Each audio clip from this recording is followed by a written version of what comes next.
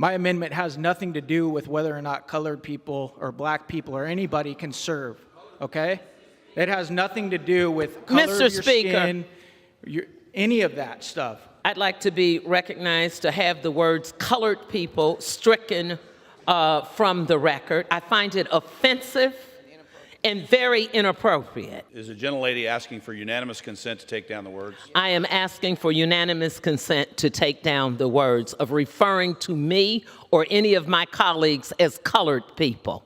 My amendment specifically prohibits DOD from considering race, gender, religion, or political affiliations or any other ideological concepts as the sole basis for recruitment, training, education, promotion, or retention decisions.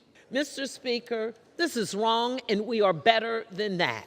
It is very difficult as a black woman for me to stand on this House floor and have my colleagues say that there is no value, there is no need for diversity, equity, and inclusion.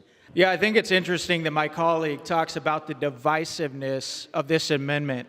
It's not divisive at all. What's divisive is how the military is becoming a political, a social experiment. Thank you, Mr. Speaker. I rise in opposition to this amendment and to the amendments that this body has debated here today, what they have done to this traditionally bipartisan process, but more important, what they do to the members of our armed services, especially our women in uniform.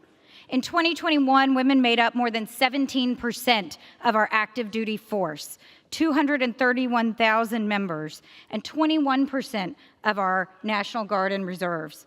More than 23,000 of them are stationed in Texas.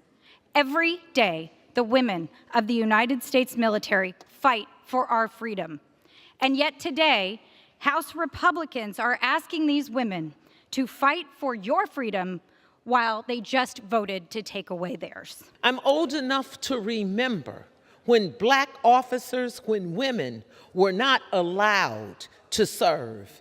You are setting us back on this floor on both sides of the aisle. We have people of color, we have people who have served, women who have served, and on this side of the aisle. And to use it to deny women's rights to their reproductive rights, to use this as an excuse and a political maneuver. We are so serious that this has become something that is very difficult for us to stand on this floor and work with you and look at you for something that is so appalling. Gentlelady's time has expired. Our military's focus should be the protection of the American people and our freedoms, not liberals' feelings. Therefore, my amendment would eliminate any offices of diversity, equity, and inclusion in the armed forces and the Department of Defense.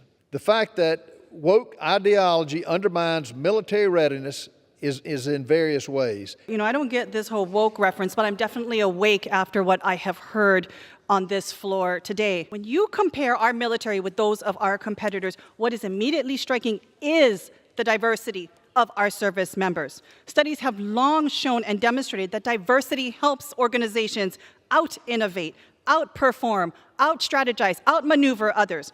Our diversity is our strength.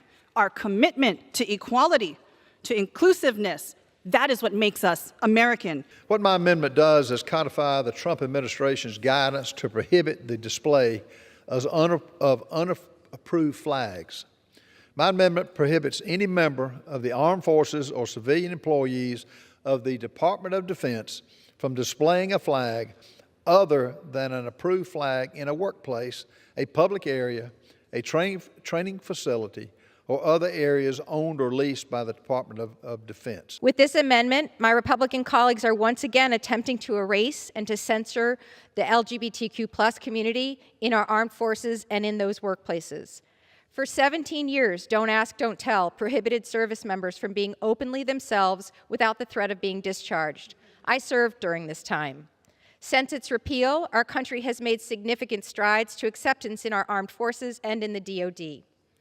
With this amendment, anti-equality lawmakers are attempting to take us backwards by prohibiting service members and DoD employees from displaying the pride flag, a symbol of strength and acceptance of the LGBT community, individuals, and the many ongoing challenges that continue to be faced by that community. It's time to take our country back, and it boils down to one issue. We're going to preserve our freedom, and we're going to fight for it, and a flag represents that. We agree, flags have purpose and flags have meaning. We agree that we should be flying properly approved defense flags. But what we don't agree on is that we should be taking our nation back. This is all of our nation, not just for some.